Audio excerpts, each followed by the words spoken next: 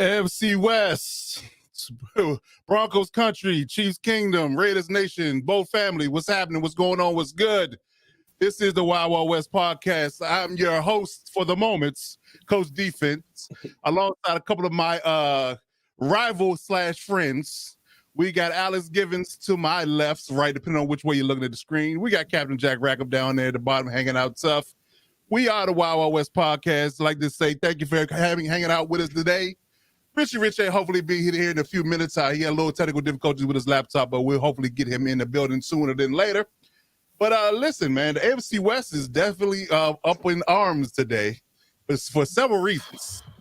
Wow. We got some righteous victories. We got some wild defeats. We got some firings. I mean, it's definitely the Wild Wild West, if nothing else. So, gentlemen, how y'all doing out there? Alex, how you doing out there? What's going on?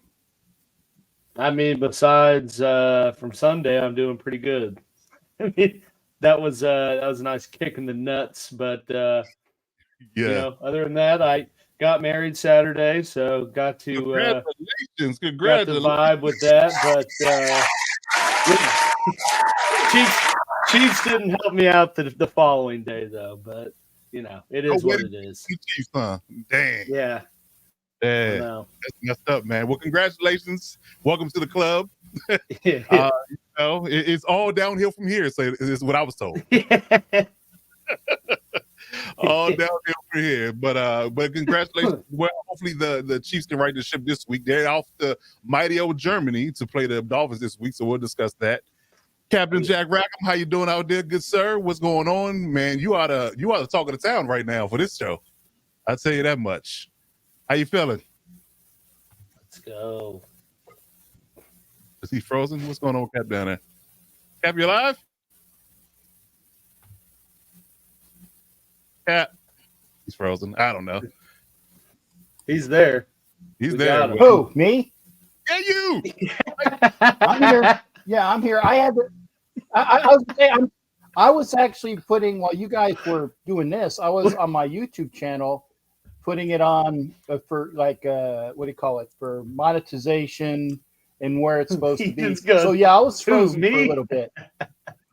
Yeah, no, it's like I was slow, but you know, I didn't hear anything, and I was and by the way, this is an homage to the very fantastic and just died today Coach Bobby Knight. When he was doing the press conferences for what do you call it, for when he was doing his press conferences and he was doing his faces, you know,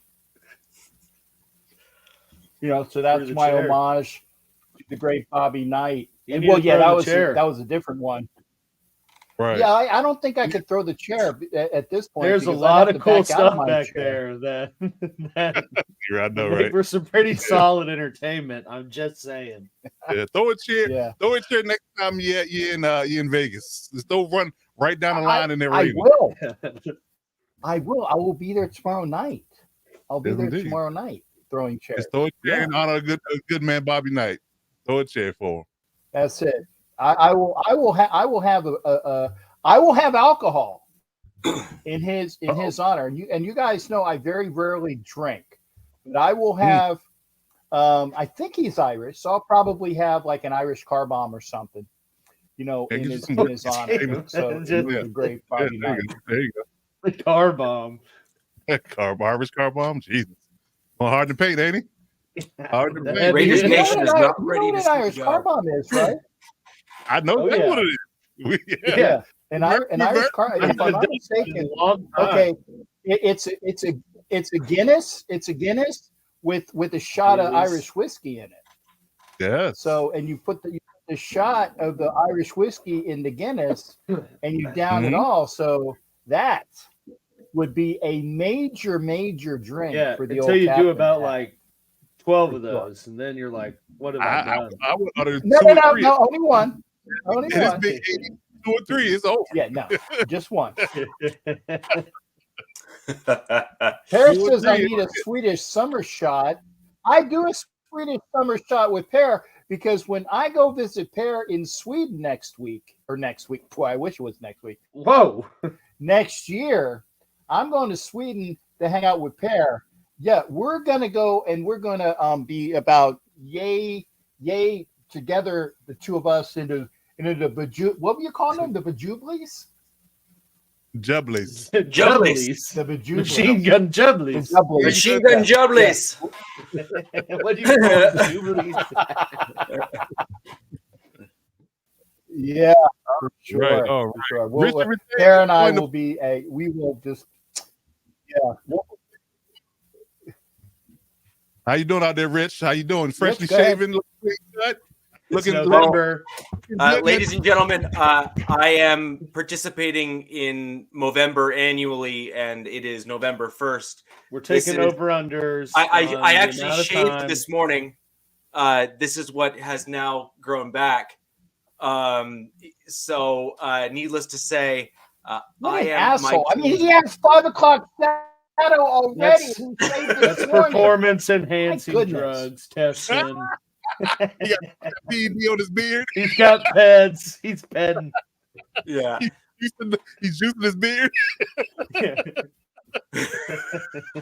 That's a violation of You got podcast. your PEDs, Oh, man. really? I can't do So- that, man. Look, This morning. He's getting drug tested in the morning. Just to let you know. He's getting drug tested in the morning. I am born and raised in Northerner. I literally my beard just grows in. I shave. I'm like the Santa Claus, and that's kind of the way it works. Out of the amount of Santa Claus. You showed 1 minute is right back. Yeah. So, That's that kind of. anyways, ladies and gentlemen, I am in fact participating in Movember this year. I am doing the police officer look. Last year I did the handlebar. I'm doing the cop Kelce? mustache. Yeah, the Travis Kelce. Okay. Except if you call me Mr. Pfizer, I might punch doing you the in the head. porn stash. Okay. Oh, yeah. no. Top Doing stash. the porn stash, Yeah. man. I may have a do Barbara. I may about do to make a real the extra bit there. It depends on what kind of support I get there on November. But for those who are interested, I think you need to go like the nice, like General Burnside, kind of connect it into the top. You know, I could totally do that. I Yeah. can do that, no problem. yeah. Oh, the Snidely Whiplash, man. Every cartoon Yeah, villain there ever. you go. The whirly Snidely dirly. Whiplash. Yeah. Yeah. Like Or all go the like cartoons. Raleigh- Raleigh ladies and gentlemen, fingers if you're with it. interested, I Snidely will send you the Whiplash. link. Just DM me, and we can go from there. But the beard will be back by the end of November because that I just know. Just know. And also for those that are interested, I've actually had a few comments on X or Twitter or whatever. I have had snow. We had somewhere between 4 and 5 inches in the last 2 days. Damn. It's gonna be a rough winter. So That's what she this said. is going to be a doozy. I'm not going to lie. This is solid. Yeah. So all sorts of special. So, ladies and gentlemen, we had an interesting weekend, and we've had some interesting news over the last little bit here. So there is never a dull show on the Wild Wild West. Let me tell you. That's for sure. So. Not for the reasons you thought. Yeah, exactly. So, may as well just start off with the elephant in the room, Alex. It's time to sit down. And no, you will not be going first. Hey, it's his elephant. Okay. Yeah. So So, elephant. Okay, I'm glad. as because we, I put the elephant in the room. Say, hey, I look good in my Halloween suit yesterday. no, the black is very slimming. Go ahead. But with regards to the big You guys see W my for the Broncos, my Halloween suit. that was yeah. cool. Go ahead. That was Look cool. good. That was very cool. But with regards to the Broncos versus Chiefs, Alex, it was bound to happen sooner rather than later. Can't let them all, right? And I'm going to be honest, it was really a possibility the first game we played this season, if you're going to be honest, looking back at how that first game played out. And I do start to question and wonder why other teams haven't played you the same way the Division, Broncos bro. have. It's No, but division. I mean, No, but I've said that even last year, like the Broncos were terrible, and both games were like within 6 points, and the Chiefs won right, the Super Bowl. right. So But it's not so much that it's the defensive style that the Broncos typically play the Chiefs with, and for whatever reason, the Broncos have been able to play that defensive style the last 2 or 3 seasons and really pull down a Chiefs offense that has typically been top 1 to 3 in the NFL all 3 seasons, pretty much with the exception of this year. This year, your offense is not really where it has been in the last 2 years, but certainly the last 2 years, you're top 3, top 5. Yeah, right. They're top 3 right now. Yeah. So, actually, even this year now, Justin Simmons, as much as I am not a huge fan of him, aside for his off the field comments, loved what he said about Kareem Jackson. I thought that really was that needs to be posted everywhere for everyone to see. Those who didn't see Justin Simmons' comments really showed tremendous leadership in terms of stepping up and putting himself out there in going against the league's decision to suspend Kareem Jackson at all for what I thought was a completely clean hit during the Green Bay Packers game. Shoulder to shoulder hit was a legit hit and should never been flagged or suspended at all. But that aside, all that aside, Simmons did pick off Mahomes again. That seems to be something that Simmons has a bit of a knack for doing. He certainly is wreaking havoc for Mahomes over the course of the last couple of years, at least. And the Broncos ran the ball very well. We really did. Yeah, we really did they run ran the ball a lot, tremendously well. Yeah, and for those of you who did not watch the game and or haven't bothered to look at the stats from the game, Alex, a few things you may or may not have noticed, and if you're going to go back and look at the film and stuff, you'll be able to see this as well. The Broncos ran a large number of our offensive sets with 6 linemen. And we ran additional offensive sets there, or offensive plays, where we had 2 tight ends. So you basically end up with an extra lineman, except just a slightly lighter lineman. And we also had an additional percentage of those same offensive snaps with the fullback. So it was a real run. I mean, heavy, it was that's what happens though when you got 5 turnovers. Yes. On the opposite end. So, and there's that too, where Mahomes was a little sloppier with the ball, et cetera, et cetera. So all of that combined did not land well, obviously, for the Chiefs. And the Broncos then also were able to capitalize on those turnovers, which really kind of put you guys behind the 8 ball. Another big difference between this game and the last time you played us was Baron Browning is back. And he has a really, really high percentage win rate in the outside linebacker position. And he kind of showed that again against the Chiefs, where he was really causing problems. Yeah. No, I mean, I think there was 3 sacks given up and maybe 5 or more QB hits. So, yeah, you could definitely tell there was a lot more pressure. But I mean, at the same time, it's odd that they played twice in 3 weeks. So, it's like the familiarity was even more. So, you knew there'd be different. I mean, to Broncos' credit, like the defensive approach was totally different than the first outing. Yes, it was. But it doesn't help that, KC turns the ball over 5 times, like muffs a punt inside the 10, because, I mean, for the most part, until the midpoint of the fourth quarter, it was a 14-9 game. And, I mean, Chiefs could have easily gotten right back into it until, a late turnover that just finally kind of broke the camel, broke the straws back.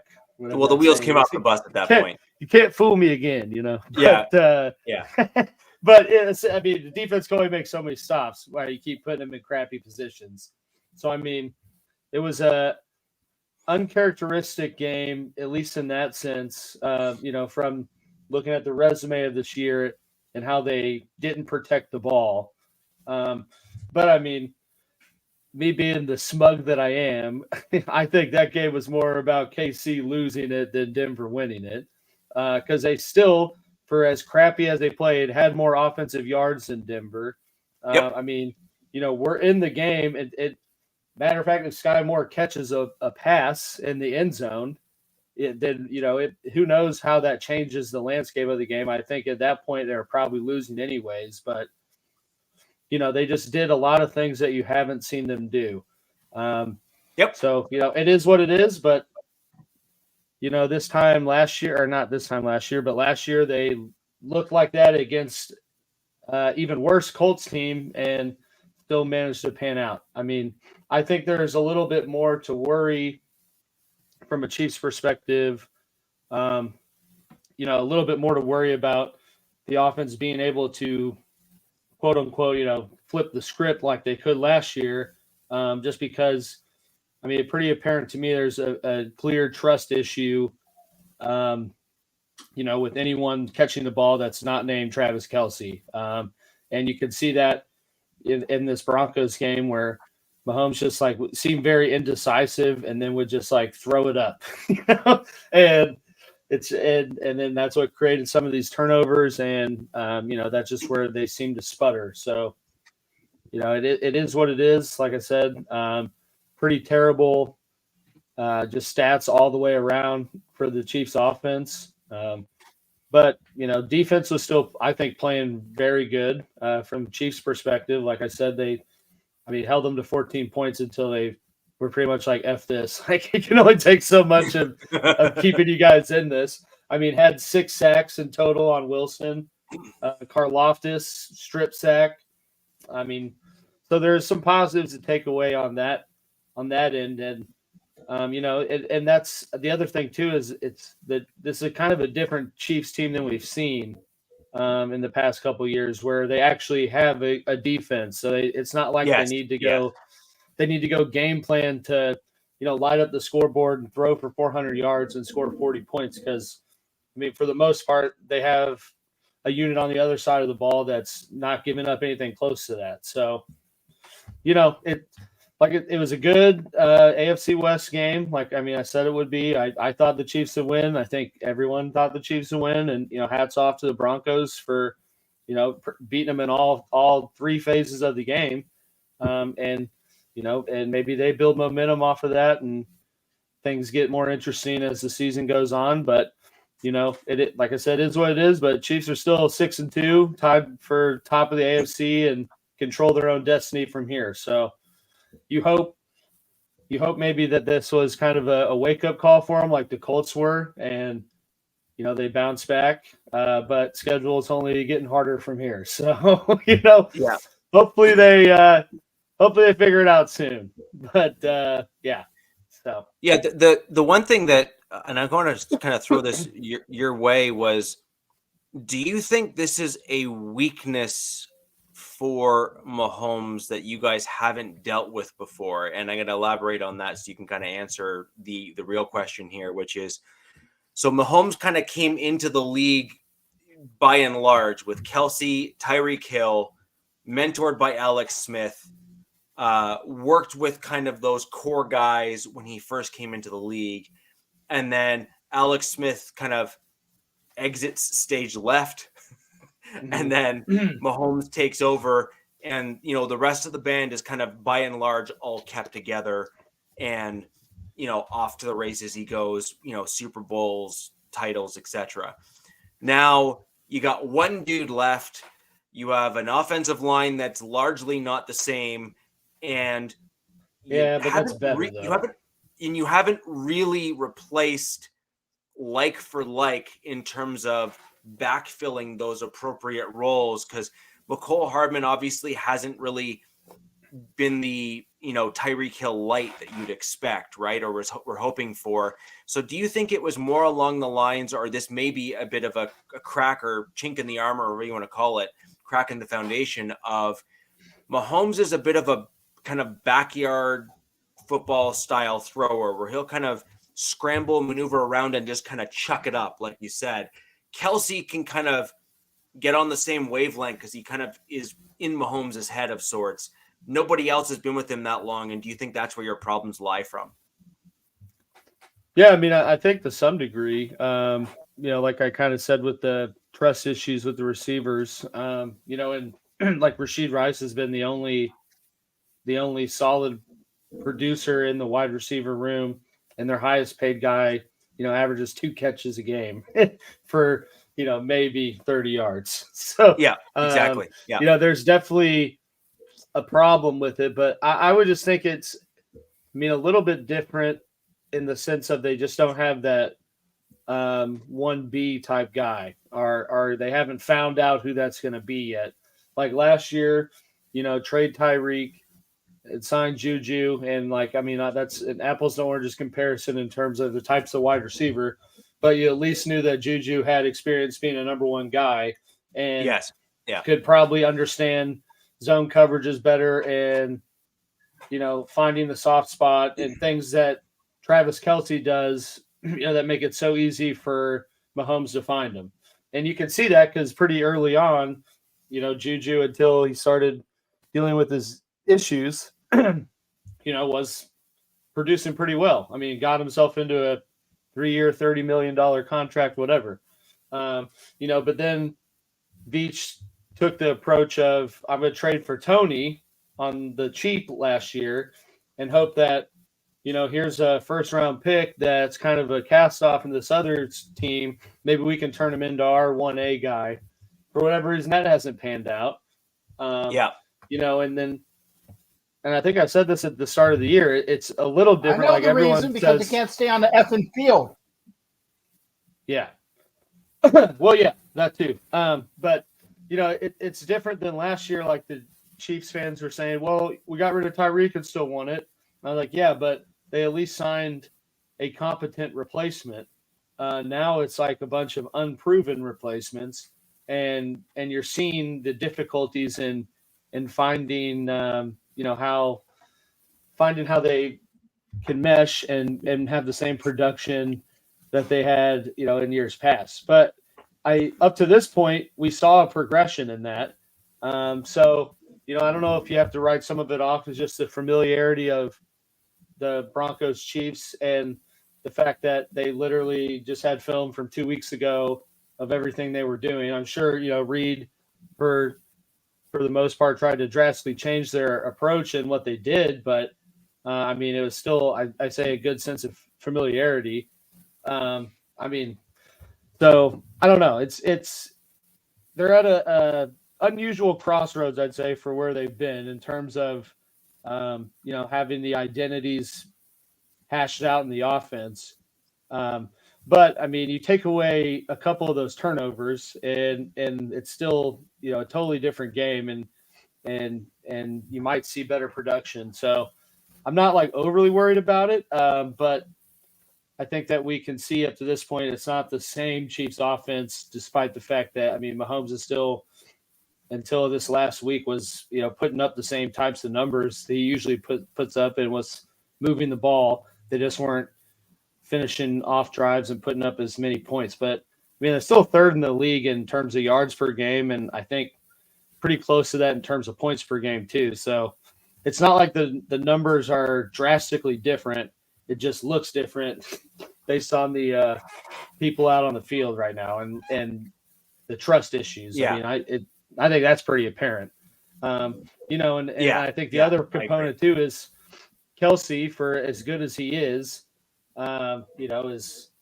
is not getting younger. And I think that we're kind of getting to the point now too, where you've realized you can't run the offense through him like they have in the past couple of years and give him 15 targets a game and expect that to always be there.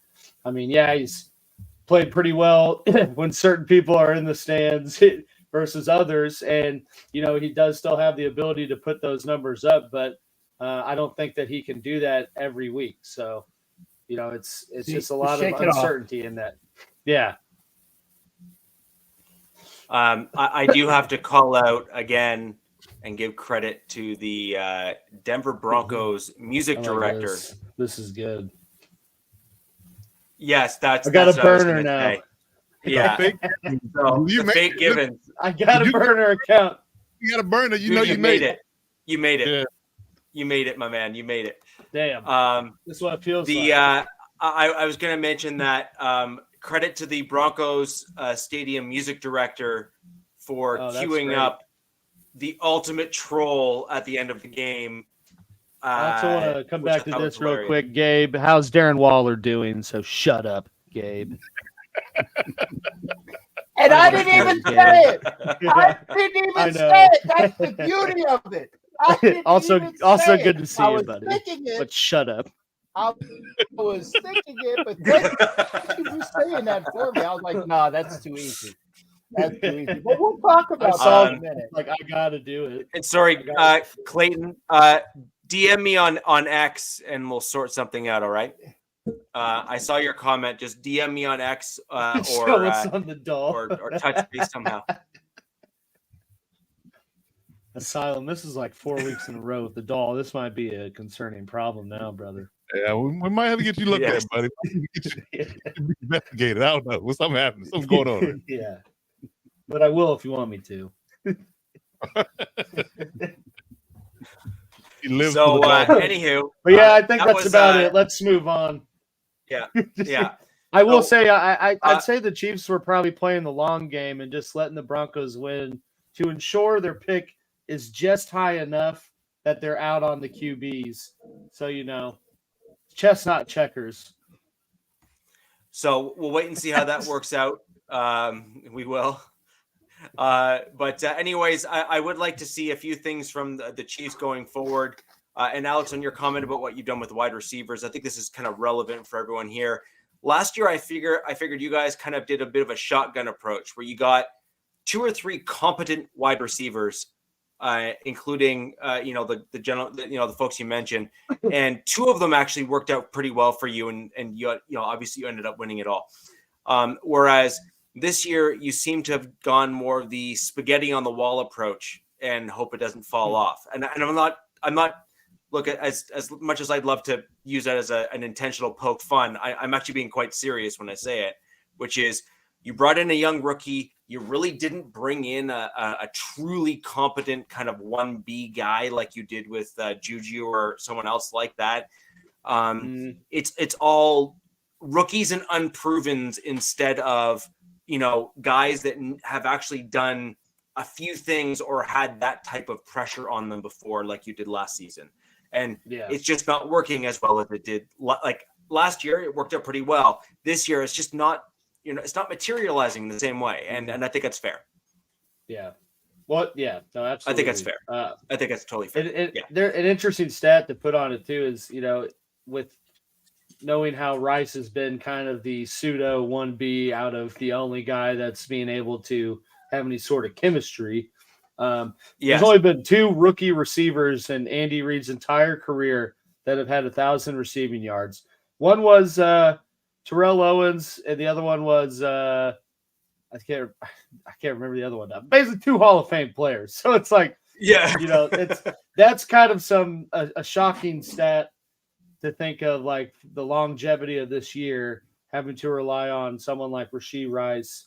While it may work, I think it's a huge gamble to, do what they want to do and, repeat or, it be the same competitive level that they've been on. So, we'll see. So far, he's been a pleasant surprise, but yeah, I know I talked to Coach. Like, I thought for sure they would try to make a move at the deadline to bring in someone who's, a competent option, just so they're you're 1B when you need it, and that didn't happen. So, they got confidence in the room, but we'll see what happens. So just before we move on to the Raiders game here, Alex, I think it'd be probably an important piece for both of us to discuss either moves that were made for each of our teams or ones that were not made for our teams, because I think that just to kind of top off the week 8, if you will, I think that would be appropriate. I don't think the Chiefs made any moves. Am I correct in remembering that or recalling that from kind of my notes? Yeah, I mean, traded for Hardman, obviously, but that Yeah, that was deadline thing. Yeah. The only thing they've done of late is they re-signed Darius Harris, a linebacker who was on the team all up to last year, and undrafted guy, so he's familiar with Spag's system, and that's just kind of because as you saw in that Denver game, I mean Bolton's already out. At one point, we had Cam Jones, an undrafted guy, and Jack Cochran and Leo Chanel out there in the heart of it's heart of the defense. So certainly, what was a strong point of the defense at the start of the year has kind of become a concern for this, lack of depth. So that's really the only move they've done to shore up some things. But yeah, I think I told Coach for the second year in a row I was trying to summon, Scary Terry and the Chiefs red, but Washington wanted to get rid of everyone else, but not him. Right. Yeah. You were trying to seance Scary Terry. I'm going to summon a corner or a safety. Name me. I don't know if this is a total troll or not, but Justin Ross has got some problems off the field of his own that he does. He ain't going to be playing for a minute. So yeah. But thank you, Burner, for the segue. A minute or 3, minute or 4, a minute or 5. Yeah. So with regards to the Broncos, a couple surprises for me was I absolutely expected the Broncos to move a couple players, and we didn't. For all the rumors have been going on for 8 weeks. Yeah, I truly expected. I mean, I expected the Broncos to move a couple of those key players. I thought Jerry Jeudy was going to be in China by this point. Yeah. Yeah. The Hiroshima Dragons. Yeah, so I expected probably Simmons to be traded just to kind of get rid of the cap hit for the remainder of this year and roll it into next. I expected just a little bit of that kind of stuff going on, especially since there's some injuries that have occurred over the course of the season already, and some teams are going to think that they're that one guy away in a certain key position. And so someone like maybe a Jerry Jeudy, Justin Simmons, or even a Josie Jewell was another guy that I thought the Broncos might offload. But he's been kind of playing progressively better as the season's gone on, and that may be why they opted to keep him. An interesting one I did want to bring up. So they signed Ben Neiman to the they did to get him to stop him from you guys signing him. That was That was just the second middle finger going up after the loss. Really was really all that was. Like, hey, see ya. Yeah, get out of here. Yeah, that's exactly what that was. Yeah. And in all fairness, though, the Broncos are trying to figure out what they're going to look like going ahead, not only this year but into next. So I do expect we're going to start seeing some of these guys getting some playing time. Drew Sanders is probably going to get more playing time after the bye week, in my opinion. I think you're going to start getting like Newman and other guys getting more playing time because the Broncos. Hello, Newman.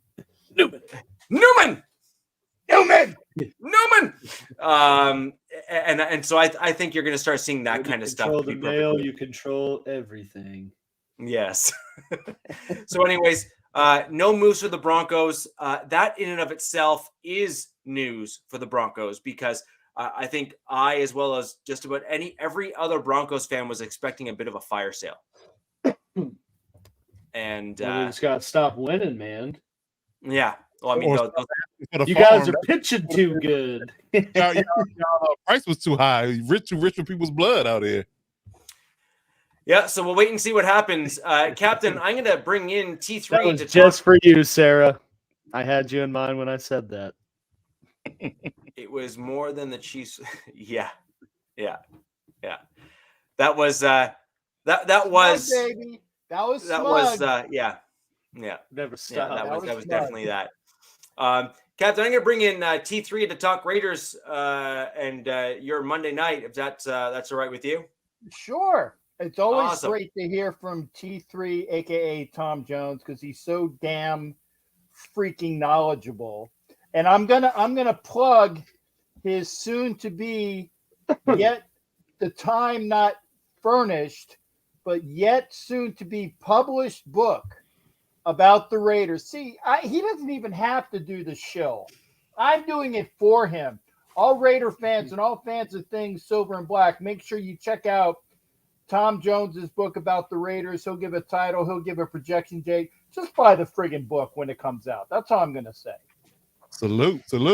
Thank you. Appreciate it. I'm happy to be in with you guys. I just came in from the airport, and of course the traffic was worse on the road coming back from the airport than at the airport itself. So go He figure. just flew in, and boy, is his arms tired. Exactly. Well, we had a lot of big news over the past. It's not even been 24 hours yet. Nope, not even. Yeah. Now, Jack will tell you. That last week when we talked, I made the statement that they needed to go ahead and fire Ziegler, and then let Ziegler be the one to make the decision on Josh McDaniels. Now, I thought fairly certain that was going to happen, that he at least give McDaniels to the end of the year, but give him a very short rope and say, okay, look, you're coaching for your job now, and you'll have really to the end of the year. But from what I gather from things that have been coming from the locker room, from veteran players, it was just so fractured that it just had to go. The whole thing just had to be, the plug had to be pulled. And it doesn't really surprise me that Mick Lombardi got fired, because he got paid for doing nothing anyway. But we'll see where things go now. I kind of said on the onset, my surprise was not that they eventually both got fired, but the fact that the Raiders didn't stagger their firings. And what I mean by that is you get rid of the GM first because you're trying to figure out if the ingredients to the recipe were the problem, or at least if there can be a better shift with a little bit better input or better collaboration. And you at least put that question to bed. Like right now, there had never been a time where McDaniels was there without the GM. And in my opinion, given the money involved his here, guy though, they're like college buddies. Yeah, they were always a his package dude. deal. well, Yeah. and that might have been that might be the case, but the problem ultimately is that you, as a Raiders fan, you would ultimately want to know, and this is just my opinion, if you gave the reins to McDaniels for the 1 year, given what his salary was, to say, all right, you're claiming that you're not doing the things, or not getting the things that you need to do, or you're not getting the production, or you're preparing well and yet you're not getting the stuff out of the players. Here's the decision making and the drafting. You do it and go, and we'll see what happens. And I'm surprised that didn't happen. Yeah, well, He did say that. The big problem is that McDaniels and Ziegler had a 6-year deal. When you are cold coming in and you're looking at changing a direction, and you give them that much, when you give them that much leeway, 6 years is a long time for something that's unproven. Had he gone 4 years, they could probably exit it out, knowing that you're still having to pay 2 years out. But he's got 4 more years to pay for this, and this is and Gruden. Had they not been moved to Las Vegas, if they stayed in Oakland, they never would have been able to make this move, because they weren't making any money, and people didn't want to come to Oakland anyway. So just by virtue of the fact that they're in Vegas with the facilities they have and a much better economic situation than they had, that's the only reason why they're able to do this. So what is that, like Break 100? spelled wrong, by the way. It's like The 80. silent 80? I thought B-R-E-A-K. Break. the previous coach got like 100 million, 10 years, $100 million. I thought that's what it was. They're Okay, paying two guys about $80 million to not coach their team. Yikes. Okay, here, not. See, I'm gonna hit you on that one there, Yeah. Alex. No, Hit me with there it. was a settlement that's already been paid out. Yeah. So Gruden is not being paid. A settlement was made. He's not being paid. Okay. And the They are Raiders gonna still pay- may be they able to are gonna recoup pay some of for- that. Right. And they are going to pay what people call McZiggy, because that was the tandem deal with Ziegler and McDaniels. And actually, I'm not going to, and I've actually going to say this, I'm not going to call McDaniels anything other than McFired. Okay. You can call him whatever the hell you want. You know, I'm not going to just obliterate him. He was an awful, horrible coach. But calling him anything other than McFired to me is just over the top. So I'm just going to call him McFired from now on. You guys can call him what you want, but to me, he's McFired. There's Kenna. That's all I'm going to say. Yeah. Kenna can call him. Kenna can call him whatever the hell he wants, and I won't say what the words are. But I'm just going to call him McFired. Tom, that's on you, brother.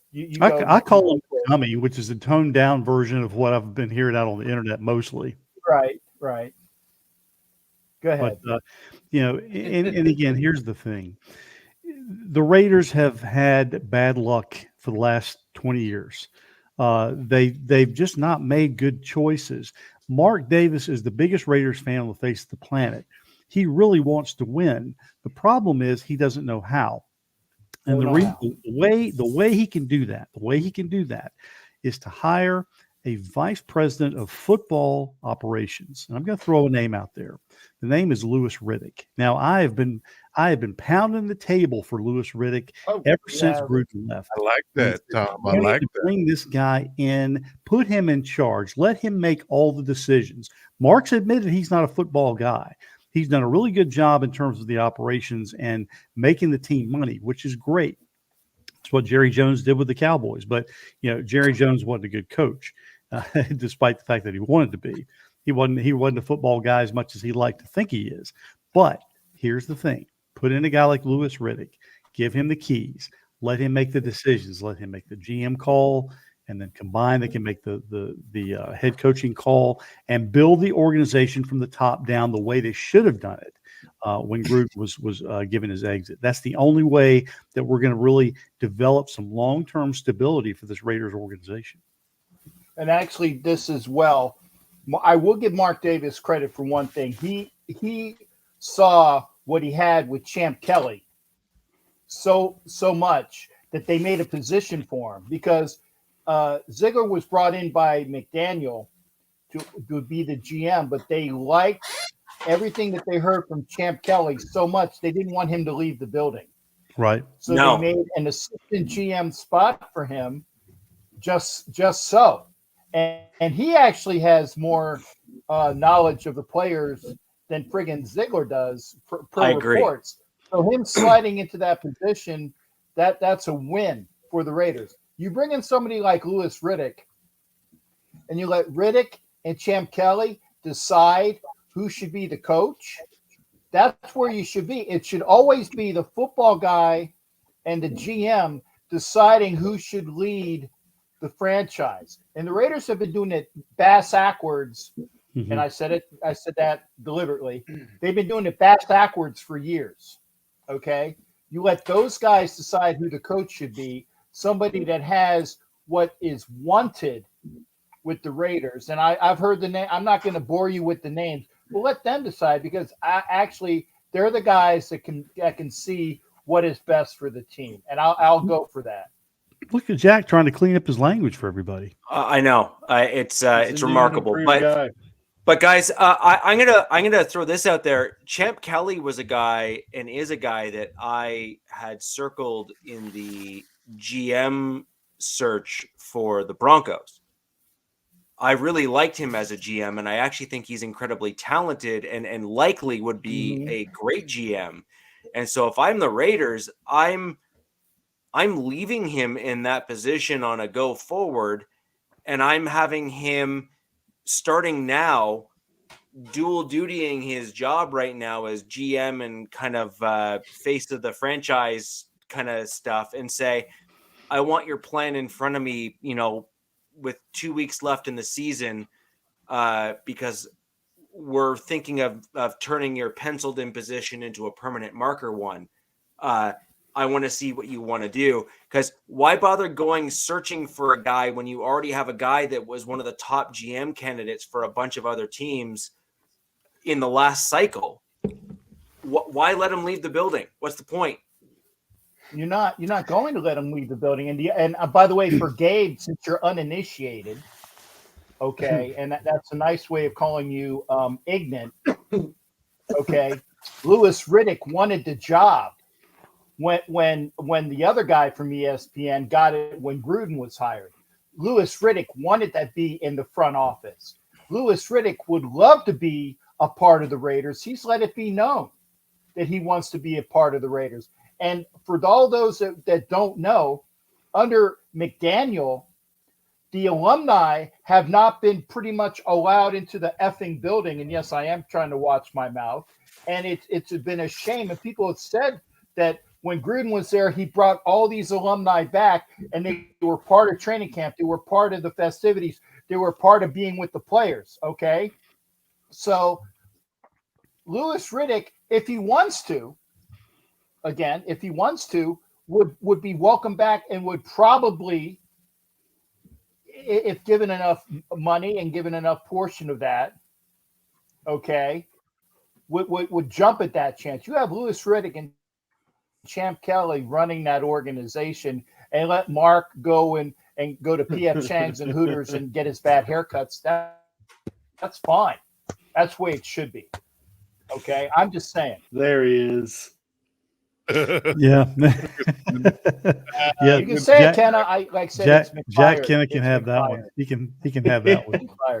Well, Avatar, it's not unusual for Tom Jones to be connected to the Wild Wild West. It's just not unusual. There you go. Well, now Jack will tell you that we talked about Champ Kelly a lot, and Champ Kelly was the guy who I originally wanted to be the general manager. Yes, I had his name circled, and I knew that if he did not become general manager and that the Raiders let him out of the building, he's going to become general manager somewhere else.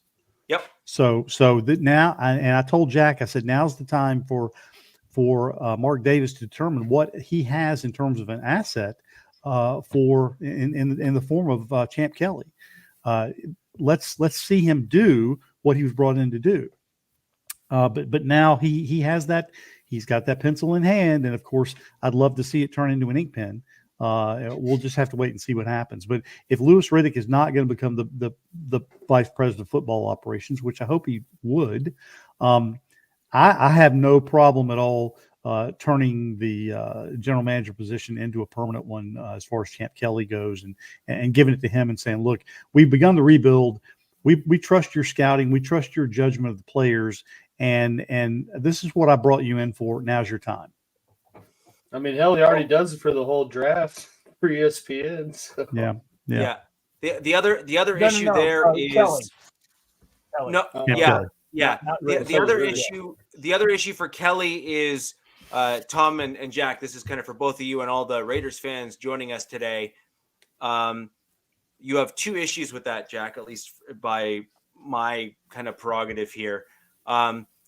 Whose scouts are in place, and this is a big deal. I think it's understated by a lot of podcasts. I only know of a handful of others that even bring this sort of stuff up.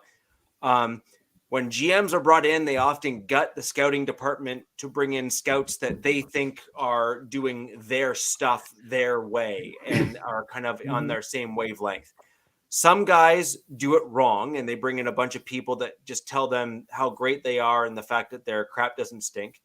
And then other GMs want actual, honest, real intellectual, well-versed scouts in the building. I have a funny feeling Champ Kelly fits in the latter group rather than the former. He just comes off that way and projects himself that way. So then the question is, which scouts are actually in the Raiders building right now? Are they Champ Kelly scouts or are they Ziegler scouts? And if they're Ziegler scouts, my concern is that they are operating within parameters that Kelly may not want, and they may not be guys that Kelly likes. So if you do go with Champ Kelly as your GM and he becomes that de facto football guy in the building, as you alluded to earlier, I would caution Raiders fans to give him not just 24, but also 25, and give him that full off season to get rid of the scouts that he doesn't like, bring in the ones that he does for the 2024 season, looking ahead to the 2025 draft. Well, I think I think you'll be able to see clearly within the first year progress or not. It's going to go with the draft class. It's going to go with who they decide to bring in during the off season. It's certainly going to revolve around what they decide to do with the quarterback position and the running back position. A happy and productive Devontae Adams is going to make a world of difference. A healthy now and productive Hunter Renfrow is going to make a world of difference. A Michael Mayer that you drafted in the second round to get a number of catches, who is now going to be utilized, is going to make a world of difference. Who was very excited for Michael Mayer on TV? Oh, I can't remember who that guy was. Oh, that was you. Yeah. Absolutely. Okay. So, gentlemen, I'm going to have to back out because I haven't had my dinner yet. But dinner and time with the wife is important on top of everything else. So, catch up when you're dead. There you go. But Richie, I went ahead and emailed you my picks for this week. I'm not sure if you're doing picks at all week to week, but once again, I've got Denver not losing this week. Imagine that. Yep. I guarantee they will not lose. I have the Chargers actually losing a tough defensive battle against the Jets. The Chiefs are going to bounce back in a shootout over the Dolphins. And believe it or not, the Raiders are going to come out inspired and find a way to win against the Giants. So that's what I have for you this week. With that, gentlemen, I'll catch the rest of your comments on the internet. I appreciate you having me in. Short as it was, but Raider Nation is a happy place right now, and we just hope that it gets happier from here. Buy Tom Jones's book when it comes out. Thank you. Look for Raider 500. Raider 500 is what's going to be called. So I'll give you more information on that later. So anyway, thanks again. You all have a great evening, and we'll talk to you on the flip side. So with that in mind, Coach, we're going to throw over to you and the Chargers game. I don't think that we can just gloss over the fact that the new Raiders coach said he was going to touch players. I said I was going to circle back to that. Okay. Okay. Well, first off, I'll go back to the fact that first I like Pierce as the interim head coach. Oh yeah, I did too. I kids from Compton was a Raider fan growing up, and again bringing somebody. And now I can finally effing say it. Get that Patriot shit way. out of the friggin' headquarters. And it's gonna be taking it little by little. As far as the scouts, you'll see who was a Kelly guy and who was a Ziegler guy, because the Ziegler guys, unless they appease Kelly, they're going to be gone. Anybody that doesn't appease Kelly is going to be gone. It doesn't matter what if they put forward what Kelly is envisioning, they'll stay. But if they're a Ziegler guy, they'll be effing gone. So you'll see that right away. And it will take a while to get rid of all of the crap that is in the locker room and as in the office. And for people that want to stay, they will show it by their play. Okay. By the way, Jacoby Myers will stay because the guy can play. He's good. Okay. The guy can play. And that's why I need him to play for fantasy. So he better. Okay.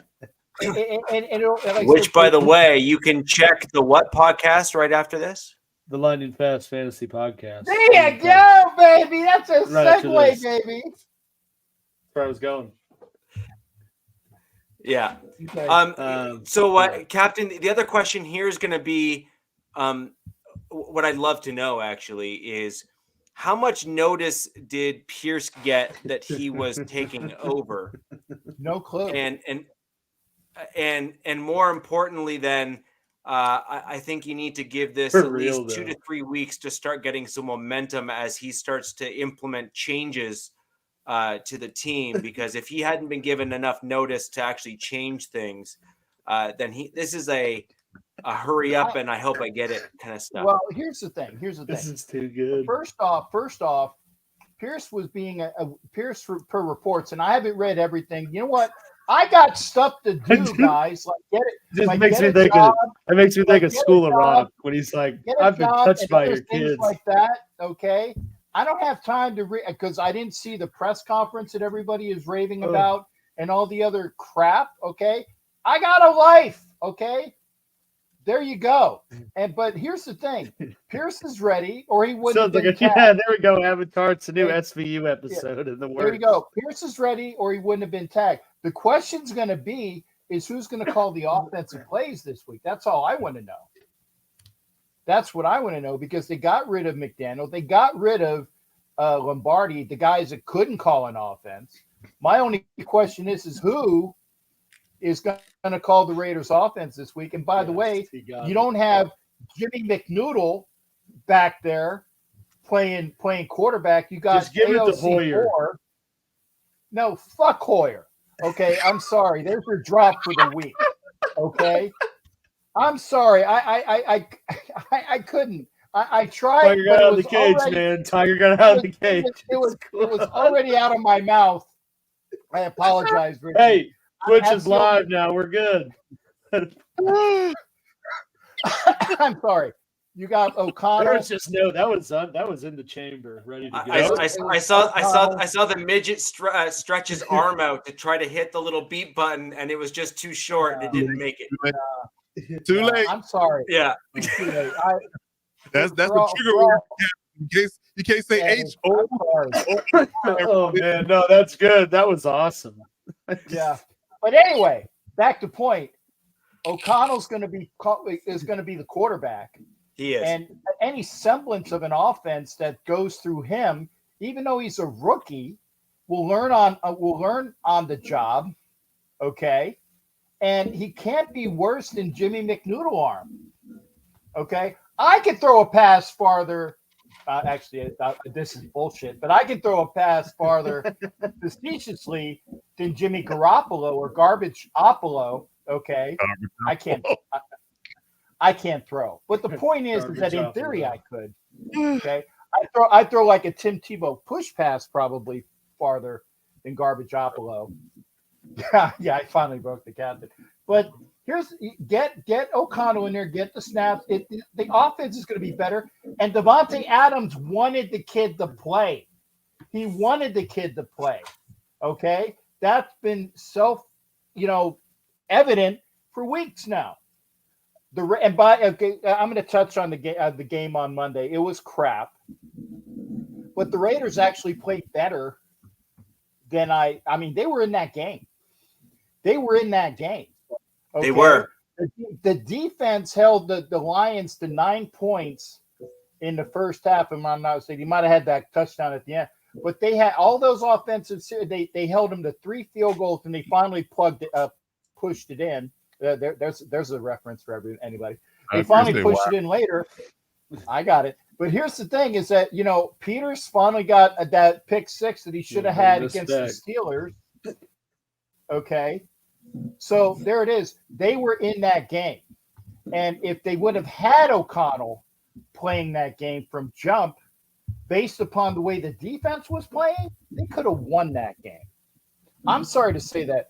If O'Connell was in there from jump, they probably would have won that game. That's just my opinion. For sure. Would have been close. Yeah. They would have just given Devontae the ball too. Just find them. I mean, just don't overthrow them 10 times and we're good. Yeah. Well, that's, Yeah, trigger words. Yeah. Safe space. Hoyer's one of them. Say, hey, big guy, sun's getting real low. Okay. Nation, that's one. Nation one. That's a trigger. Yeah.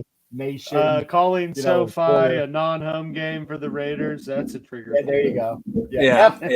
Hey, I'm holding it. I'm holding it. That's a trigger. Yeah. Sorry. There's also calling it a costume. Oh yes. Yeah. Oh, that's a trigger. The sword's a trigger word. The sword's a trigger word too. Yeah. Arrowhead. Arrowhead's a trigger word. It is. Arrowhead. Well, you always go on about the security there, and they wouldn't let you bring your sword. Well, security, Arrowhead security is a trick. Security. That's the word. Arrowhead security. And SoFi. And SoFi security. SoFi security. Okay. How about just security in general? Well, it depends. It just depends on where you go. Anyway, there you go. So, anyways, we'll start with a look ahead to next week, guys. Captain, sir. Oh, next week. And by the way, next week, how's Waller doing, Gabe? How's Waller doing? And thank you, Alex, for jumping on that. Yeah, it was such an easy lob. I was like, there you go. Are you asking me about this week coming up? I am. And I think we were trying to blow up some trigger words. Yeah, we were trying to get you triggered, and you weren't reading the comments. Yeah, I saw that. 50 who? Who, me? 50 who? Yeah, 50 who? Yep, there you go. What about this one? Damn it. Yeah, 50 who? What about that one? Yes, I already saw that. It's an effing uniform. It's a uniform. There you go.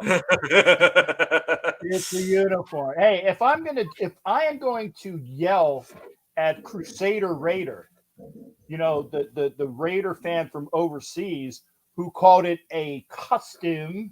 I can't wait to see you in your costume, Captain Jack. And I obliterated his ass on the air. And he's my friend. Okay. Anybody that says I wear a costume is going to get jacked up. Pun intended, jacked up. There you go.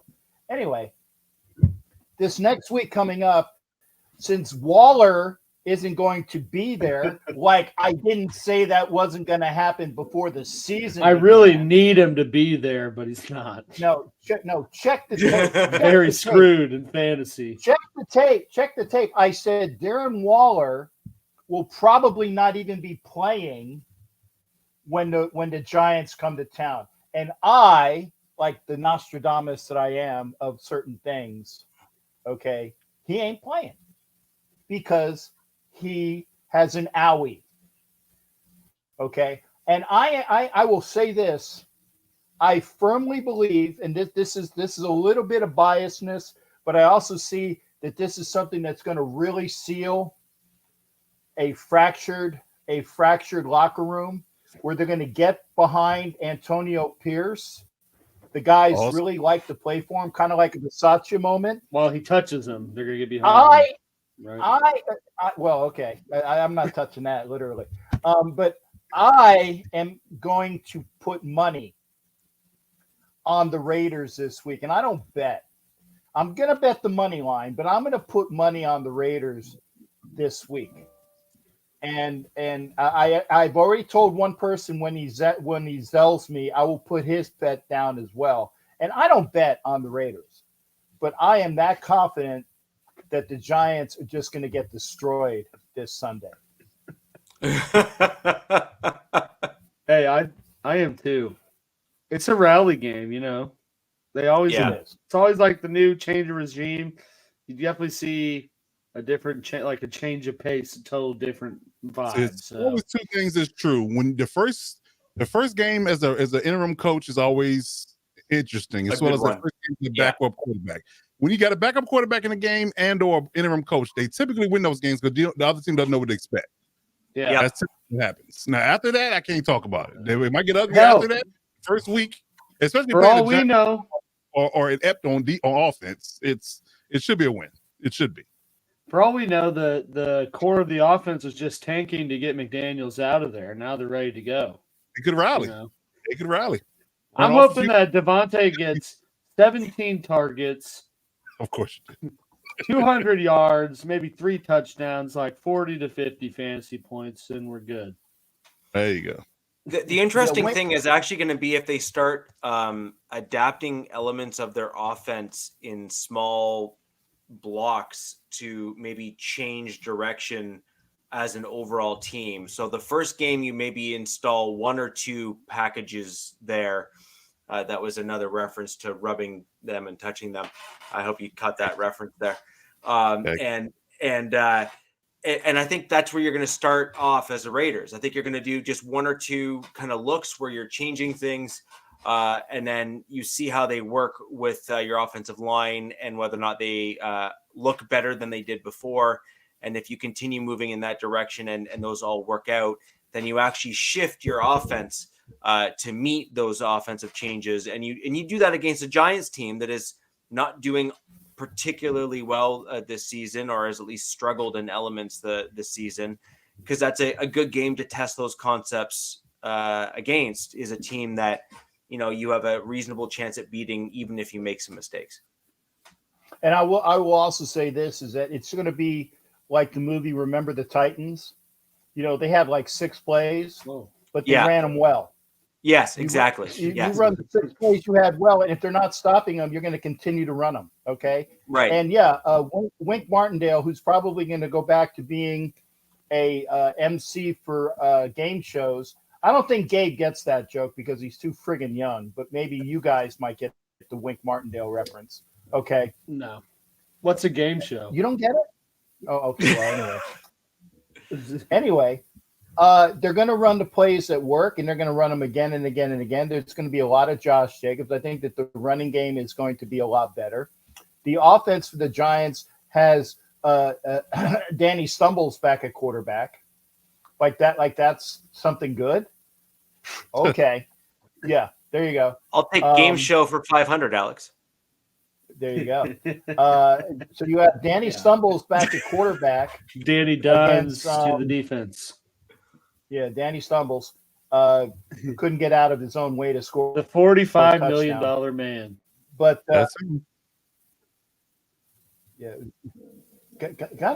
it's not as bad as the. I'm sorry, Coach. This is a layup. Okay, not quite like that $30 million man you guys got rid of a little while ago.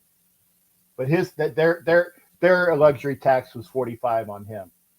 Anyway, well, like I said, I think that the Raiders' offense, which has been averaging less than 16 points a game, will do a lot better. And I think the defense will come alive against a Giants offense, which is limp, something that Gabe will figure out later on in life as well. Limp and flaccid. I think that the Raiders defense, which has been playing well, will actually score, and it should be a very good game for the Raiders to rally around, and I'll be there. And Gabe, if I am wrong, Gabe, please be sure to come into my show on Sunday night, you little brat, okay? Because if I'm wrong, I'll make sure you get the first call. If I am right, you're like Mr. Wilson and Dennis the Menace. Right? Yeah, that's right. That's right. There you go. Okay, I think the Raiders will win this. I'm pretty confident on that one. I really am. I'm pretty confident. Yeah, I think I agree with you, Kat. I think this is a Raiders win. I just think that there's too many unknowns right now with the Raiders for the Giants to truly game plan for. You have a coaching change. You're going to have certain players that are going to feel relieved that they don't have to play for a coach that they clearly didn't believe in. You're going to have a bunch of the other players that are going to feel strongly that they want to try to make the new coach. This is the Braveheart moment. Yeah, this is one of those. This is one of the, like, this is literally like Rick Bisaccia, right? Like where he stepped in and the whole team kind of came together, right? Because as much as Gruden did respect. Well, Gruden had some respect from some guys and not from others. And so the problem is and McDaniels had respect from even fewer than Gruden did. So the problem is that you ended up with this mismatch. And I think that Bisaccia was just well-liked by a lot of people. And I think Pierce, is in a similar position where he's well-liked by a lot of people. And I think that when you have that type of person, what? Former Giant, Antonio Pierce. Yeah. Yes. Yes. And see, I think that is deliberate as well. There is nothing that you want to do is win for your coach against the former team you used to play for. Yeah, exactly. That's so. So just to kind of fit the show as close to within our time typically is here as possible, I'm going to throw over to you, Coach, since we spoke about the Broncos Chiefs to start the show. We'll go to the Chargers next. Curious as to your thoughts on your upcoming game. Where are you at with that? Interesting. We're not going to sit here and act like the Jets offense is blowing anybody's mind right now. But fitting in most cases that we have issues with is that making pedestrians look like track runners. That's going to be interesting to see what get their run game. Brees Hall and Michael Carter. We'll see exactly how we do faring well against stopping them. But they are down 4 linemen. So that'll be interesting to see how we fare against their backup linemen, because they literally have 4 out of 5 linemen not playing in this game. So we'll see exactly what that face how our front 7 does against that. And ironically enough, this is me. I'm not drinking. I'm not on the sauce or anything like this. But I actually did the numbers. The Chargers defense actually run defense is not that bad this year. It's the pass defense that's really porous. It's a total flip from last year. The pass defense was really good, but the run defense was terrible. I think that we're around. I want to say we're like 6th in the league in stopping the run. I think that's the number. Let me get the number real quick. Yeah, we're 6th in the league in run defense, total run defense. So and so that's I was shocked to even read that. So if we can keep that trend going, we only gave up 100-yard rushing in 3 games, I think, out of the 7 we played. So if we can keep the run game down, I think that will bode well for us getting to Zach Wilson. I don't think his ability to manage the game and from a passing perspective is going to is going to really do anything from a damaging perspective if he's made to throw the ball a lot. I think where you're going to get in trouble with him is that the idea of letting them run the ball and allow him to play action, and then us getting to, I guess you can say, focus on stopping the run, and that allow him to get easy throws and and voids in the defense. So from a defense perspective, we can limit the run and we can keep Zach throwing the ball. I think we're in pretty good shape on defense. Now, offensively, that's where the task is going to come in, because we don't run the ball well at all, and then running the ball against that Jet defense, nobody can do it. So I definitely think that it's going to be a pass-heavy game. I like to believe that Herbert's probably going to have about 40, 45 passing attempts this game, because we're just going to be forced to throw the ball because there's just going to be no lanes to run. Because that front 7 for the Jets is top-notch. Mm-hmm. So I think that's where we're going to have to make our hay. Being savvy and not testing these corners, because Sauce and DJ Reed are back. From their concussions and things like that, they're still healthy. So I'm sure Sauce is going to line up against Keenan a lot. And I think that Josh Palmer is going to draw DJ Reed a lot. So this should be, and hopefully will be, Quentin Johnston's coming out party, because he would naturally be the third option. Him and Gerald Everett is coming back healthy. So getting the tight ends more involved, getting Parham some mismatches against those linebackers at his 6'8" frame, getting Johnston the ball in space and allow him to run after the catch is probably going to be our best bet. It's steady offense, but I do believe it's going to be a low-scoring game. I do believe that we're going to have to be able to capitalize on and get points as much as possible. 3s and 7s matter, because I don't think their offense is going to make a lot of waves on the offensive side of the ball. So if we can get, I would say, 17 to 20 points on them, I think we're in good shape to win the game. It is in New York, so it's an East Coast game for us, but it is a night game. So that hopefully the time difference won't be affecting us that much in this go around. So typically when we come to the East Coast and play 1 o'clock games, it's a little bit of a sleepy game for us. But overall, I think that if we get if we keep them minimalizing the run game on their side, and we can throw the ball against their secondary, then getting time against that pass rush and getting the ball to our receivers, I like our chances. But it's going to be an ugly game, and it's going to be a game where Kellen Moore is going to have to be on his A game as far as calling plays, because he's going to have to be diverse and keeping them guessing. Because if he doesn't, and they're allowed to kind of predict what we're doing, with the way that front 7 can get at the people, and where the corners can cover, it's going to be a problem if we put the ball in harm's way. So what we don't want is turnovers on their side. So I think that's the only thing that will hinder us from winning the game. But it's just a matter of scoring on that defense as much as possible, and limiting their run game. I think those are two keys of the game that will allow us to win. If any of those things go sideways, then we could be in a dogfight and potentially lose. So it just depends on what we do as far as stopping their run and passing the ball against their secondary. Yep. So yeah, that front seven is tough. It is. I mean, I like the way Rashawn Slater and those guys match up against them, in pass pro. But again, it's going to be very hard and very rough sledding. They stun a lot. You stun a lot. They were getting into Mahomes hard. And how they corral Quinnen Williams is going to be the key. How to corral him. If we can limit and keep wrecking the game from the interior, because I think that's what Herbert's biggest issue is, having pressure in his face, while he's trying to throw the ball down the field. So if he could definitely, we can get Quinnen Williams corralled and keep him out of Herbert's face, I think we'll have a better shot. But if we allow that pass rush to get after us, then it's going to be a long day. Definitely going to be a long day. So I'm interested to see how things go, because again, I'm not overly, concerned, even though our defense is still, bottom of the league in pass coverage. But I do believe that if we allow them to throw the ball more so than run, and don't let them run the ball on us, a lot early, then I think we'll be fine. Lost cap. I think we'll be fine. Damn. But yeah, it just depends on what we do against them from that run perspective and how we pass the ball. I think that's the biggest thing.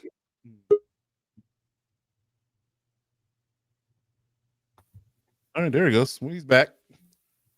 All right. Yeah, but that's all I got. So that's pretty much the keys to the game. I don't want to take up too much time. Right. We got to go ahead.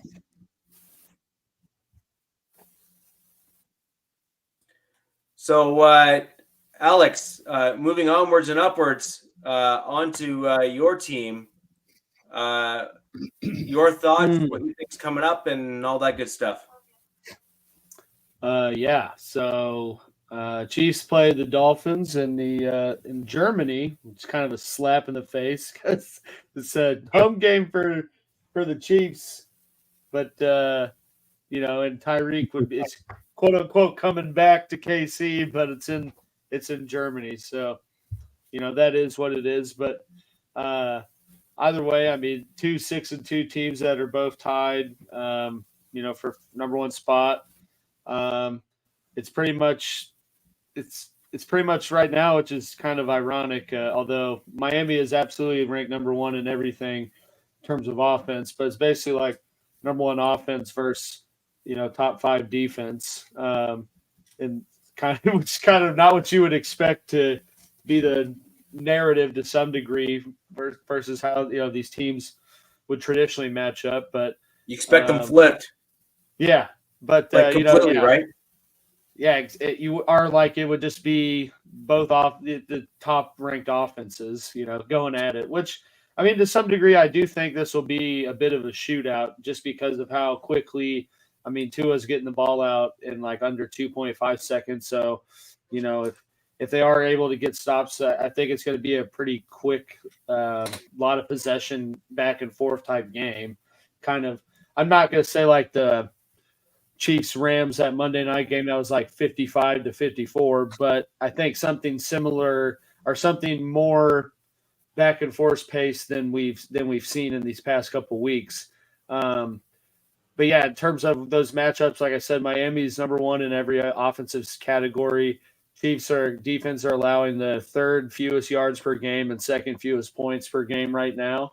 I mean, literally this last week was the first time they gave up over 21 points, and that was, 3 more than that, and they were like in their own effing red zone half of the time. So, I mean, pretty good testament for that. Obviously, Tyreek Hill is absolutely crushing it. Like watching your ex just flourish after she left. But he's the fastest receiver ever to 1,000 yards. I'm sure there'll be a little added motivation to add some extra juice to that going against the Chiefs. But at the same time, I think there's going to be some extra motivation for Kelsey and Mahomes, playing Tyreek. For someone who's went and made his money and is balling out, he talks an awful lot about the Chiefs on his podcast and like every chance he gets. So I think there will be some added motivation with that on top of the, Kelsey called it embarrassing himself, but the, embarrassing loss they're coming off of. I think we will see a bit of a bounce back resurgence in that regard. I do think Snead will be on Tyreek. He's obviously not like a one-man guy. They're definitely going to find a way to double, if not triple cover him somehow. But, that's going to be, I'd say, the biggest matchup in terms of, how they stop this production that Miami's putting out. Snead's right now playing pretty good, sub 60 rating, hasn't allowed a touchdown this year. So, I think that's a pretty good. He had a whack of penalties though against the Broncos. You got to be careful with that. Okay. Anyway, I think that was a smug way to say, shake it off. Yeah, that's me shaking it off. Yeah. Then the big thing is it's going to be a huge game up front, both offense and defensive line.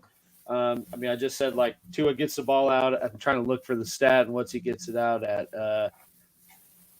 He's 2.45 seconds is his average to get the ball out. He's getting it out quick. Part of that's probably because of the stuff from last year. But the one caveat is the 2 games that Miami has lost, Tua was sacked 3 or more times. Here you have the Chiefs tied for the second in the league right now with 28 sacks. Currently have three players with 5.5 or more, and a mini who has 1.5 and just played in 2 games. So pass rush has definitely not been a problem for them, and I think that's going to be a key matchup to watch to see if they can create some pressure and get back there and kind of rattle Tua a bit. And I think that'll somewhat put a cog in the offensive flow and kind of you can see it if you watch them on Red Zone or anything, but there's definitely, they got really good chemistry right now and their offense is flowing pretty well. In the Bills game and the other game they lost, you could tell that the pressure was getting to Tua a little bit, and that's kind of the key to get him off base so he can't just sit back there and pick you apart by going to Speedster 1 or Speedster 2.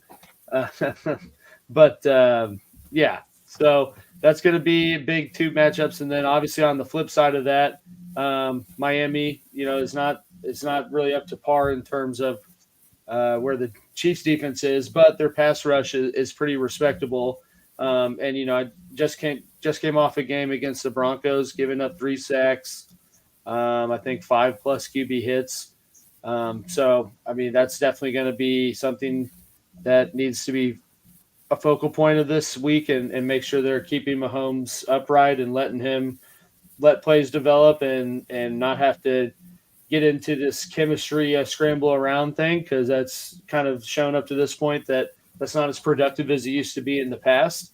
So, I think are going to be the 2 biggest things to watch. Got to get pressure on Tua just to contain Tyreek. That's really the only way I think you can contain him or this Miami passing attack for that matter, because it's, essentially a Pro Bowl roster. And then you protect Mahomes in terms of their pressure.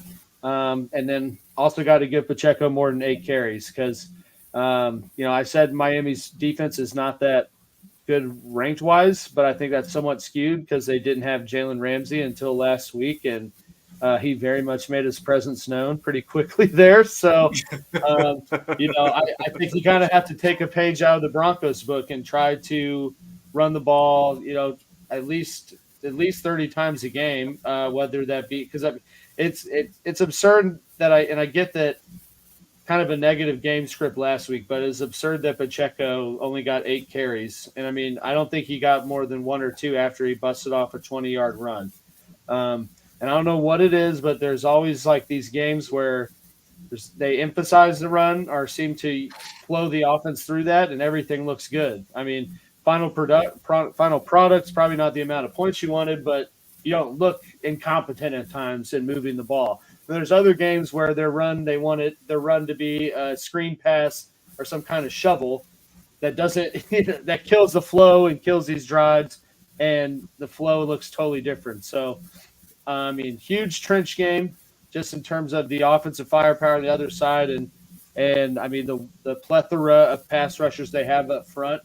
And then gotta put points on the board that aren't field goals, and keep this Miami defense off the field a little bit. You can't just have these 3 and outs where you're throwing bubbles and then trying to hit a home run to Justin Watson just cause, and then you're putting your defense right back on the field. So I do think it's going to be a really close game.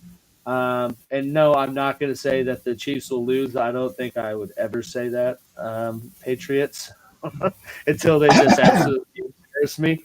But I think they're going to win. I said 28-27, but I mean, I think a crapshoot. But if they could do those things and get after 2, I think they have a pretty good chance. I don't think you're going to have a 70 burger thrown on you though. Oh, No. that's fine. A 70 burger? Yeah, No. you're not going to have a 70 burger thrown on you. I think that was a little bit of a shot. I just wanted to put that up. Yeah. Yeah, I'm just mad the NFL gonna make me get up super early to watch this game. Right? Yeah, that's the only thing that sucks for me. Man, it's a primetime game. When they said they were playing this, I was like, I got to go to Arrowhead for this because that'd be awesome just to see what it's like when Tyreek gets there. They move it to Germany. It's in Germany. And I'm Right like, up. what the hell are we doing? Exactly. So you're going to take Das Auto to Germany? Das Auto. You're going to take Das Boot. You're going to take Das Boot to Deutschland. Das Boot and go to Germany, no? Das Boot. But Alex, I chose to, or Captain, I chose to ignore that particular pot shot. But anywho, my question for you, Alex, is quick. Number one thing that will be the difference maker for the Chiefs winning and losing. Number one. Number one thing? Are you telling me or are you asking? No, I'm asking you the question. What is the number one thing? What is the if this happens, that will likely be the difference between you winning and losing the game. And don't say Mahomes getting hurt or something stupid like that. No, yeah. Honestly, I think it's got to be a big Travis Kelce. This has to be one of the games where you give Kelce 15 plus looks and you just go through Kelce. I put that right here because Miami's 29th against tight ends. So, already a favorable matchup there. Yes. But, this has to be one where – so that cushion's going to be soft already, and you know how Mahomes can exploit that, but that they have to use Kelce and Pacheco to open up things later. And that'll help them keep the flow. You got to keep sustained drives and keep Miami off the field because, obviously Miami's shown that they can score pretty much any time from running or passing the ball. You got to have these long, methodical drives that don't end in 3 points. Unfortunately, the only way they can do that is by going through Kelce and using Pacheco because everyone else has kind of shown that, while they might come through at some point, they're not. You can't rely on them to be there the whole game. Yeah. So this has to be a huge Kelce game. For sure, 15 targets, and give them screens, give them stuff to just let them get open in space, and maybe that is part of the plan already, and they've kind of just been trying to slowly work back to that because he has been banged up for some parts of the last 3 to 4 weeks. So.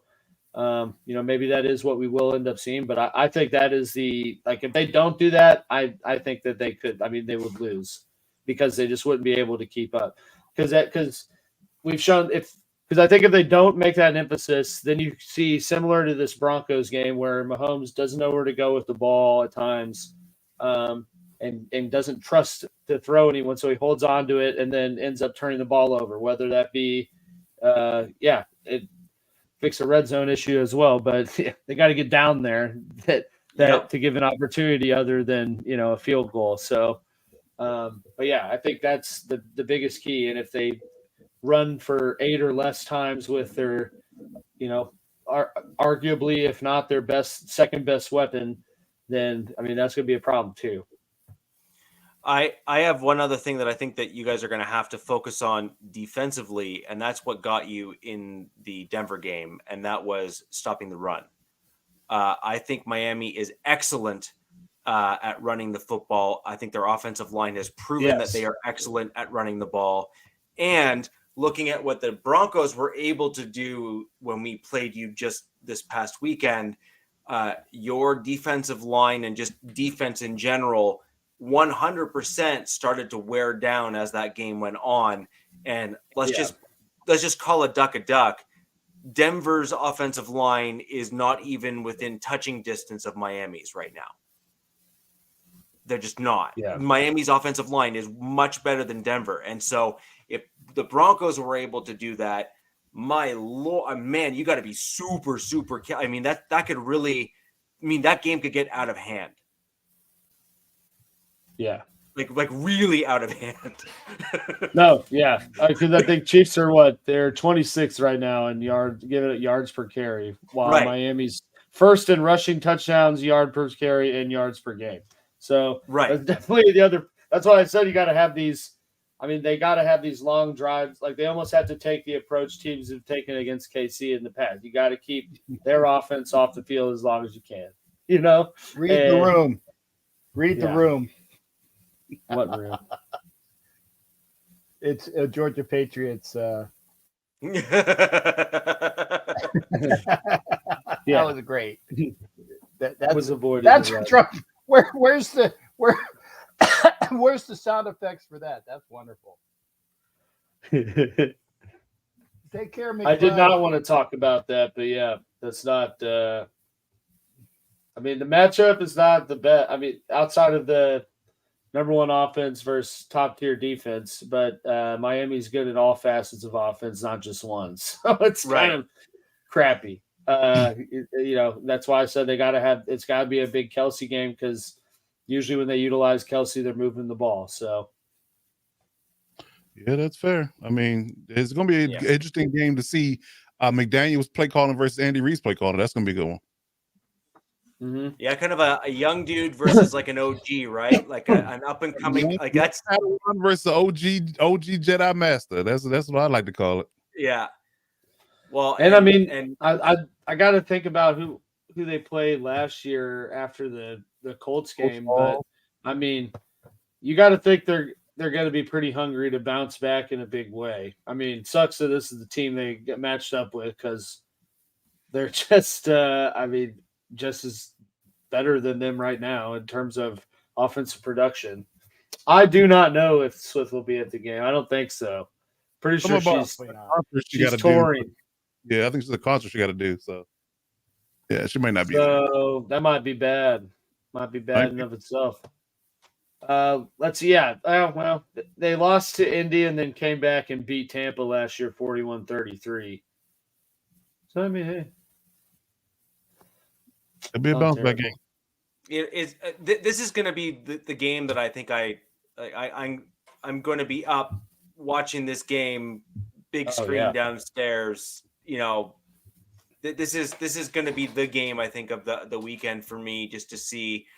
First off, my dad's a Miami fan, so I have to at least, watch that game just so he and I can have a chat after the game. But I really think this is going to be a really interesting game back and forth. That's just my opinion.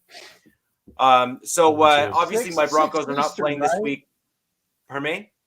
6 Eastern? 6 Eastern? Yeah, 8:30 or 6:30. Pacific? Yeah, you guys can tell me what it's happened. 8:30. It's 9:30 a.m. It's 9:30 Eastern, I thought. Yeah, 8:30 Central. Eastern. Okay, 9:30 Eastern. That's still 6:30. It's still 6:30 Pacific. I will probably not be watching. You're gonna be in Vegas. You're gonna be in Vegas. That's right. Okay, got it. That's when you got to get up and start drinking. Yeah. or just come home. Or just come home from drinking. Yeah, that's when you're just getting in from drinking. Hangover. Yeah. Especially in Vegas. Yeah, you don't even sleep. You just go for the weekend, catch up when you get back. Yeah. I'm old, man. I'm old, man. Trust me. Just get the wolf pack out. Call the wolf That's pack why out. they have Red Bull, brother. Yeah. Red Bull and C4. Red Bull with the Gives heart you patient. wings. Yeah. Oh, there you go. Yeah, that'll give you put me. wings. That'll put me over. Well, we know you don't use Red Bull will put me in the ER. Yeah, Red Bull will put me in the ER. with Yeah, one of probably. those AV. What do you call those? Automatic, the AED, whatever. AED, Defibrillators, defibrillators. Yeah, AED. 80, Yeah. whatever the hell they are. Yeah. That's right. You don't want to. I don't want to ever hear that sound or that Nobody sound does. that no. I No. mean, I don't know if you No. hear it, but Subconsciously I'd hear it. No. How about that? Yeah. We're not. Yeah. So, Don't wanna hear it. obviously, guys, as it may have been or Captain alluded to it earlier, my Broncos are on their bye week this week. After this weekend, the Broncos will go up against the Buffalo Bills. I will have lots of commentary on that for you and next show. And with that in mind, ladies and gentlemen, that covers off the round the AFC West and a look ahead to this week with all of our teams and what we will or will not do and our takes on last week's game. And with that in mind, we are going to call that a show. Ladies and gentlemen, you can catch Alex and Coach directly after this in about 15 minutes, give or take, for the Lightning Fast Fantasy Football Podcast. There you go. Coach said to- And ladies and gentlemen, until next week, where the West Side is the best side. Peace. All right, I missed the damn